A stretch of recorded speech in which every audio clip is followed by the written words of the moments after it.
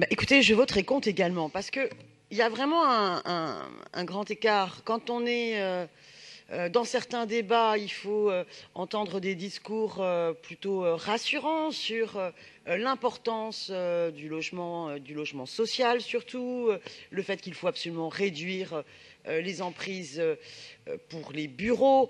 On entend voilà aussi des discours qui sont rassurants et qui peuvent montrer qu'il y a une certaine prise de conscience quand même sur à la fois la crise démographique à Paris et puis surtout l'éviction des couches populaires et moyennes. Et là, sur 60 000 mètres carrés de plancher, on a plus de la moitié en bureaux et en locaux d'activité, restaurants, commerces, hôtels. Alors, on a une problématique proche du périphérique qui est qu'à un moment donné, il ne faut pas développer et recréer ces aberrations totalement invivables de logements qui jouxtent l'autoroute urbaine. Mais on se retrouve là sur un projet où la part de logement sur la totalité mètres carrés planchers eh bien, est faible, franchement, est faible, voilà. Et en plus, la part de logements sociaux sur la totalité, mais écoutez, c'est franchement, mais quel échec!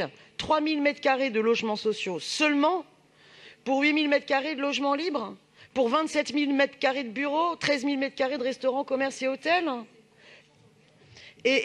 Bah oui, mais même si c'est une construction sur le périph', excusez-moi, mais pourquoi sur les 8 000 mètres carrés de logements libres et les 3 000 mètres carrés de logements sociaux, pourquoi on est dans ce rapport-là? C'est-à-dire un rapport beaucoup plus de logements libres privés que de logements sociaux, alors qu'on n'arrête pas de dire que les classes populaires et moyennes quittent Paris, sont chassées par Paris à cause de la spéculation immobilière. Et on se retrouve en plus avec des demandes pour continuer à dire il faut un tiers sur les différentes catégories de logements sociaux. Et donc, finalement, toujours réserver un tiers aux revenus les plus élevés des demandeurs de logements sociaux, alors que 90% des demandeurs de logements sociaux sont éligibles aux catégories les plus fragiles pour le logement social. Donc je voterai contre cette délibération. Je vous remercie. Merci.